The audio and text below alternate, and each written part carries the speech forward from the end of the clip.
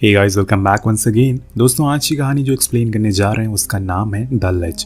कहानी की शुरुआत होती है सोफी और कैली नाम की दो लड़कियों से जो बचपन से ही एक साथ। आज यहाँ वो टेक्सास में माउंट क्लाइंबिंग करने के लिए आई हुई हैं। तभी हम उनके कॉटेज के बाहर एक कार को रुकते हुए देखते हैं जिसमें से 4 लड़के उतरते हैं और ये भी काफी पुराने दोस्त हैं। तभी उनमें से जॉश नाम का लड़का सोफी को देख लेता है और फौरन उसके पास जाकर आज रात डिनर के लिए इन्वाइट करता है। तो वो हाँ कर देती है क्योंकि वो नेचर से काफी फ्रैंक थी और उसे नए लोगों से मिलना भी पसंद होता है। लेकिन कैली जोश से मना कर देती है जिस वजह से सोफी भी ना कर देती है। उधर तीनों दोस्त एक दूसरे से कहते हैं कि अब हम कॉलेज स्टूडेंट नहीं रहे, हमें ऐसे हर साल नहीं मिलना चाहिए। आखिर कब तक ऐसे हम खुद के अंदर गिल्ड को छुपा कर रखेंगे। अब उनकी ये बात सुनकर हमें इतना तो पता चल रहा था कि जरूर इनके पीछे कुछ ऐसे राज हैं जो अभी इन्होंने छुपा कर रखे।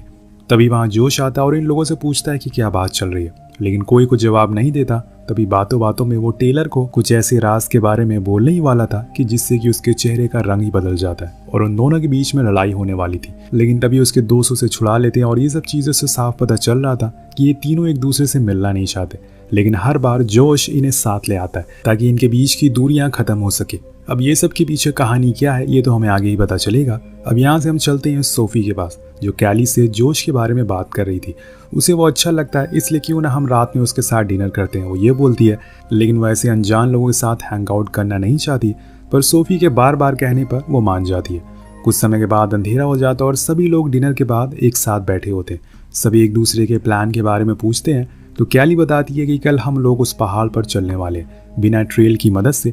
अब ये सुनकर टेलर हैरान हो जाता है क्योंकि उस पहाड़ की लंबाई 10,000 फीट से भी ज़्यादा है, लेकिन वो इनकी हिम्मत को सलाम करता है। इसके बाद सभी अपनी अपनी कहानियों के बारे में बातें करने लगते हैं, लेकिन कैली की बारी आने पर वो उठकर चली जाती है क्योंकि वो किसी से भी अपने पास्ट को शेयर नहीं करना चाहती थी। लेकिन जाते जाते जोश उसका हाथ पकड़ लेता और यहाँ में वो कैसा इंसान है ये पता चलता था। अब कैली उसका हाथ झटक कर वहाँ से चली जाती है। वो चुपचाप कॉटेज में जाकर रुक जाती है और अपने बॉयफ्रेंड लूका की वीडियोस देखना शुरू कर देती है, जिससे हम समझ पाते हैं कि वो उसे मिस कर रही है। उसकी वजह से कैली आज यहाँ पर आई है क्योंकि उसने ही इसके अंदर ये जज्बा डाला है और इसे सिखाया था कि कैसे इतने बड़े पहाड़ को बिना किसी सपोर्ट के चला जाता है। उधर दूसरी तरफ सोफी और सभी लोग चिल कर रहे थे, लेकिन बीच में चीजें बदलना शुरू हो जाती है। जैसे कि जोश सोफी के करीब आने की कोशिश करने लगता है, लेकिन यह बात उन तीनों को पसंद नहीं आती। वॉशरूम के लिए चली जाती है। तब रेनल कहता है कि तुम्हें ये नहीं करना चाहिए था, तुम्हारी ऑलरेडी एक गर्लफ्रेंड है और उसे तुम्हारी नेक्स्ट वीक शादी भी होने वाली है। लेकिन वो उन्हें उल्टा जवाब ही दे देता है और जाकर सोने को कहता है, जिसके बाद वो खुद सोफी के पीछे पीछे जाने लगता है और वहां जाकर उसके साथ जबरदस्ती करने लगता है। लेकिन अब वो यहाँ रुकने वाला नहीं था, वो उसके ऊपर चढ़ जाता और यहाँ सोफी की चीख सुनकर टेलर, रेनल्ड सभी जोश के पास आते और उसे पीछे करते हैं। अब जोश के सर पर भूत सवार हो चुका था। यहाँ सोफी अब रुकने का नाम ही नहीं ले रही थी। वो जंगल की ओर अंदर भागना शुरू कर देती है। इन चारों को अब इस बात का डर सता रहा था कि कहीं जाकर वो पुलिस को इनके बारे में ना बता दे और इसीलिए ये इसका पीछा करना शुरू कर देते हैं। लेकिन कुछ देर बाद सोफी जाकर एक खाई के पास रुक जाती है क्योंकि उसके आगे कुछ नहीं था। तब टेलर आकर उसे शांत कराता है, लेकिन वो उसके हाथों को बाइट कर लेती है और उसकी चीख सुनकर कैली की नींद खुल जाती है। उसके दांतों पर एक पंच मारता है, लेकिन इसमें उसका पैर फिसल जाता है और वो जाकर एक खाई में गिर जाती है। यानी कि यहाँ पर सोफी की हालत और ज़्यादा बुरी हो गई है और ये एक बुरा संकेत है इन चारों के लिए। अब सभी नीचे जाते हैं जहाँ सोफी अपनी धीमी आवाज़ में मदद मांग रही थी। रेनल्ड टेलर से फ़ोन मांगता है ताकि वो मदद को बुला सके क्योंकि वो उसकी मदद से बच सकती है। लेकिन टेलर चुपचाप खड़ा रहता है और ये देखकर रेनल्ड हैरान था। यहाँ जोश के दिमाग में कुछ और ही चल रहा था क्योंकि यहाँ पर अगर हेल्प बुलाई गई तो जोश और टेलर बुरी तरह से फंस जाएंगे क्योंकि सोफी के दांतों पर लगा हुआ है टेलर का खून और नेल्स के अंदर है जोश की स्किन। अगर इसका राज खुला तो ये चारों ही फंसेंगे। इसलिए वो कहता है कि हमें इस लड़की को यहीं ख़त्म करना होगा ताकि सबको यही लगे कि ये पहाड़ से गिरकर मर गई। और यहाँ रेनल को ये चीज़ सही नहीं लगती। वो बार बार कहता है कि ज़रूरी नहीं है कि हम हर बार बच सकें, जिससे कि हमें ये पता चलता है कि जो बात इन चारों को खा रही थी वो ये थी कि इन्होंने कुछ सालों पहले एक और इंसान का खून किया था और उसमें ये पकड़े नहीं गए। और अब जोश का मानना है कि वो इस बारी भी बच जाएंगे। तभी हम वहाँ पर देखते हैं कि कैली पहुँच गई है और उसके हाथ में एक कैमरा है जिससे कि वो सब रिकॉर्ड कर रही थी। अब जोश एक पत्थर उठाता है और सोफी का मुंह कुचल देता है, लेकिन यहाँ भी ये काम वो अकेले नहीं करता क्योंकि इससे वो फंस जाएगा और वो सभी को ये करने को कहता है। चारों के करके उसके मुंह को कुचल देते हैं। अगर ये लोग चाहते तो उसको बचा सकते थे, लेकिन इन्होंने ऐसा नहीं किया। अब उसे मारने के बाद ये लोग नीचे उसे खाई में फेंक देते हैं, लेकिन ये सारी चीजें कैली रिकॉर्ड कर लेती और तभी गलती से उसे आवाज निकल जाती है और ये सारे उसकी आवाज सुन लेते हैं। यानी कि अब उसका नंबर है क्योंकि वो एक अकेली गवाह है। अगर वो बच गई तो इनका फंसना तय है। इसलिए जोश अब उसके पीछे पड़ जाता है उसकी जान लेने के लिए। अब वो भागना शुरू करती है, पर इतने में उसके हाथ से वो कैमरा गिर जाता है। अब उसके पास दो ऑप्शन है, या तो वो कॉटेज पे आ जाए या फिर अपने कैमरे को लेकर वापस आए। कैली ने दूसरा ऑप्शन को चुना, लेकिन इतने में वो लोग उसके करीब आते जा रहे थे, पर अंधेरे होने की वजह से वो एक जगह जाकर छुप जाती है और उनके जाने का वेट करने लगती है। जोश सभी से कहता है कि हमें अलग अलग हो जाना चाहिए, तभी हम उसे ढूंढ पाएंगे। अब इसलिए सभी बिखर जाते हैं और इधर कैली धीरे धीरे करके आगे बढ़ती जा रही थी और फाइनली कॉटेज तक पहुंच जाती है। लेकिन बाहर उसे रेनल देख लेता है, पर हैरान करने वाली बात ये थी कि वो उसे कुछ कहता नहीं और उसे कॉटेज के अंदर जाने देता है और कैली वहां से अपने सामान को लेकर भाग जाती है। कुछ देर बाद जब जोश वहां पहुंच जाता है और कैली के सामानों को ना पाकर उसे रेनल पर शक होता है कि उसने जानबूझकर उसे जाने दिया। कुछ समय के बाद उजाला हो जाता है और यहाँ हम कैली को पहाड़ पर चढ़ते हुए देखते हैं। सोचने वाली बात ये थी कि वो यहाँ से भाग क्यों नहीं गई, ऐसे कब तक वो इनसे भागती रहेगी। अब इस सवाल का जवाब हमें आगे मिलेगा। अब वो खड़ी चट्टान पर चढ़ना शुरू कर देती है। उसे लग रहा था कि जोश और उसके साथ ही उस पहाड़ पर नहीं चढ़ पाएंगे, लेकिन टेलर अलग ही जोश में होता है। वो बिना कुछ सोचे समझे तेजी से ऊपर चढ़ना शुरू कर देता है और देखते ही देखते उसके पास पहुंच जाता है और उसके पैर को पकड़ लेता है। अब वो उसके कैमरे को झटके से दूर फेंक देता है, लेकिन जब वो उसके बैग पकड़ने की कोशिश करता है तो वो पकड़ नहीं पाता और नीचे गिर जाता है। पर उसकी किस्मत अच्छी थी कि वो बच गया था और इस बात से उसके अंदर और गुस्सा आ जाता है और वो और फिर से चढ़ना शुरू करता है। वहीं दूसरी तरफ कैली का सारा चढ़ाई का सामान नीचे गिर गया था, जिस वजह से अब ये चढ़ाई और मुश्किल होने वाली थी। पर यहाँ पर वो रुकती नहीं है और चढ़ती रहती है। उसने एक बार फिर अपने कैमरा उठा लिया था, लेकिन अचानक से फिर टेलर उसके पैर को पकड़ लेता है। अब कैली भी उसे एक लात मारती है, जिससे वो नीचे जाकर गिरता है और उसका पैर टूट जाता है। इसलिए कहते हैं कि ज्यादा होशियारी सही नहीं है। अब उसके साथ ही उसे लेकर फौरन कॉटेज में आते हैं, क्योंकि वो आगे चल नहीं सकता। वहीं कैली को आराम करने का थोड़ा समय मिल गया था और सोचने का भी, वो अब आगे क्या करेगी। पर तब तक वो पानी पीती है और अपने शूज पहन लेती है, क्योंकि आगे का सफर अब और खतरनाक होने वाला है। उधर रेनल टेलर को विस्की के साथ कई सारे पेन किलर खिला देता है और कहता है कि अगर हम 24 घंटे के अंदर वापस नहीं लौटे तो तुम कॉल करके हेल्प बुला लेना। वो समझ जाता है कि उसे क्या करना है। ये लोग अपने गियर लेकर उसे फौरन उस जगह पर चले जाते हैं, क्योंकि इन्हें कुछ भी करके कैली को पकड़ना ही होगा। उसके पास कैमरा है जिसमें इनकी सारी करतूत है। तो जोश अपना प्लान बताता है कि हमें दूसरे रास्ते से ऊपर जाना होगा, ताकि हम कैली से पहले ही ऊपर पहुंच जाए और उसे ऊपर आने पर मजबूर कर दें। लेकिन तभी उसे याद आता है कि उसका ग्लव्स तो कॉटेज में ही रह गया है। लेकिन यहाँ क्या आपको लगता है कि क्या सच में जोश ग्लव ही लेने गया था? जी नहीं, ऐसा कुछ नहीं है, क्योंकि उसे इस बात का डर था कि कहीं टेलर ने डर कर पुलिस ना बुला लिया हो, इसलिए वो फिर से वापस उसे मारने के लिए जा रहा है। अब काफी देर हो जाती है और वहीं रेनल जैक से कहता है कि क्यों ना हम पुलिस को जाकर सब कुछ बता दे और उनसे कह देंगे कि सोफी पहले से ही मरी हुई थी। लेकिन वो मना करता है, क्योंकि उसके ऊपर जोश के बचपन से बहुत ही एहसान थे। और यहाँ में एक और चीज पता चलती है कि जोश ने बचपन में एक बच्चे की टांग तोड़ दी थी, जिस वजह से वो कभी चल नहीं पाया। यानी कि उसके गुस्से और बददिमागी के कारण कई लोगों ने अपनी जान गंवा दी है। काफी देर हो गई थी, पर अब तक जोश नहीं आया था और इसीलिए जैक उसे देखने के लिए कॉटेज जाता है, पर जोश उसे गेट पर ही रोक लेता है और उसे वो अंदर जाने नहीं देता, जिसका मतलब तो आप समझ गए होंगे।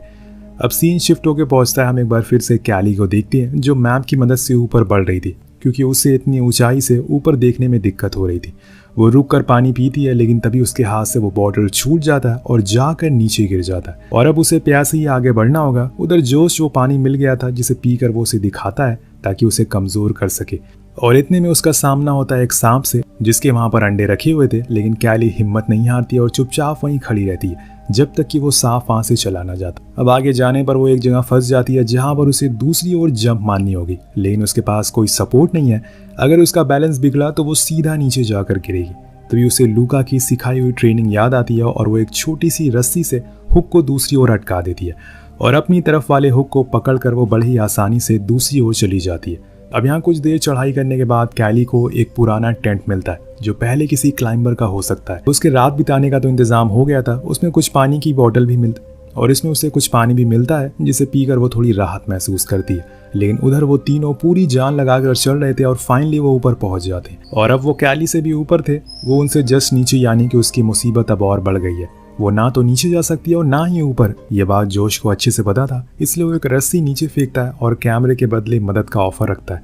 लेकिन वो मना कर देती है और एक नोट उसे लिख कर देती है, जिससे वो और ज्यादा गुस्से में आ जाता है और वो बिना कैली के नहीं जाने वाला था। वही टेंट लगाने को कहता है। अब उसके पास तो सभी इंतजाम थे, लेकिन नीचे कैली के पास एक फटा हुआ टेंट था, जो बस एक क्लिफ के सहारे ही टिका हुआ था। अगर जरा से भी कुछ गड़बड़ हुई तो वो सीधा नीचे। उसकी उंगलियों पे छाले पड़ चुके थे क्योंकि उसने बिना ग्लव्स की चढ़ाई करी थी, इसलिए वो उन पर टेप लगा दी, लेकिन इससे भी कुछ खास फायदा नहीं होता। रेनल्ड जैक से कहता है कि अगर वो कैमरा दे भी देती तो जोश उसे मार देता, और ये बात उसे अच्छे से पता थी, इसलिए उसने वो नोट ऊपर भेजी और वो पूरी हिम्मत से हमारा सामना करेगी। अब उसने वो टेंट लगा लिया और वो उसके अंदर बैठकर सोने की कोशिश करती है, लेकिन जोश इतनी आसानी से उसे सोने कहाँ देगा। वो उसके फ़ोन में देखता है कि जिसे उसे पता चलता है कि वो यहाँ पर अपने बॉयफ्रेंड लूका के लिए आई है, जिसकी ऐसे ही क्लाइंबिंग करते हुए मौत हो गई थी। इसलिए वह उसे लूका के नाम पर परेशान करने लगता है और उसे खाना दिखाते हुए टीज करता है। तब भी वो कुछ नहीं कहती, इसलिए अब उसके टेंट पर एक बैग से हमला करने लगता है, जिससे वो अचानक से उठ जाती है क्योंकि पूरा टेंट हिल रहा था। कुछ ही देर बाद वो टेंट टेढ़ा हो जाता है, जिसकी वजह से वो उस बैग पर लटक जाती है और ये देखकर जोश रस्सी को काट देता है। लेकिन कैली की हिम्मत की दाद देनी पड़ेगी। वो फिर से जाकर उस क्लिफ पर लटक जाती है और जब तक सब कुछ शांत नहीं हो जाता और फिर जाकर टेंट में बैठ जाती है। लेकिन तभी वो देखती है कि कोई उसके टेंट को चीर रहा है और ये कोई और नहीं बल्कि जैक ही था, जो कि नीचे आ चुका था। वो उसके टेंट को गिराने की कोशिश कर रहा था। अब वो उसे लात मारना शुरू कर देती है, जिससे वो नीचे जाकर लटक जाता है और उसके पैर पर चाकू घुसा देती है। उसकी चीख सुनकर जोश रस्सी को ऊपर खींचना शुरू करता है, जिसमें कैली भी ऊपर आने लगती है, लेकिन वो रस्सी को काट देती है, जिससे कि वो नीचे आकर फिर से क्लिफ पर अटक चुकी थी। पर इसी चक्कर में जोश के हाथ लग जाती है उसकी रिंग जो लूका ने उसे दी थी। अब ऊपर जैक की हालत खराब हो रही थी, इसलिए वो कहता है कि हमें अब नीचे जाना चाहिए। उसकी बात से रेनॉल्ड भी सहमत था, इसलिए जोश मान जाता और कहता है कि ठीक है, कल सुबह मैं अपनी गर्लफ्रेंड को कॉल कर दूंगा, फिर हम नीचे चले जाएंगे। लेकिन जैक को ऐसा नहीं लगता, इसलिए सबके सोने पर वो रेनल्ड को बताता है कि उसकी गर्लफ्रेंड से कुछ खास नहीं बनती क्योंकि वो उसे चीट कर रहा है और मुझे ये भी लग रहा है कि उसने टेलर को मार दिया और इसीलिए तुम अपनी घड़ी से इमरजेंसी सिग्नल दो ताकि हमें कोई बचाने आ सके। लेकिन जोश इनसे ज़्यादा चालाक था, वो इनकी सारी बातें सुन लेता है। यहाँ वो जैक के मुंह पर एक बात बोलता है कि वो उसकी गर्लफ्रेंड के साथ ही रिलेशन में, वो भी 2 साल से। अब ये सुनकर जैक पूरी तरह से टूट जाता और उसके मन में अब गुस्सा भर चुका था। इसका बदला वो लेकर रहेगा, लेकिन वो कुछ कर नहीं पाता क्योंकि अभी उनका सारा फोकस कैली पर है, जो नीचे अकेली बैठी हुई है। इसलिए जोश अब उसके पैसों का लालच देता है, पर वो कुछ नहीं बोलती, जिससे सभी सो जाते हैं। कुछ देर बाद जब जैक वॉशरूम के लिए उठता है तो जोश उसके सर पर वार करके नीचे गिरा देता है।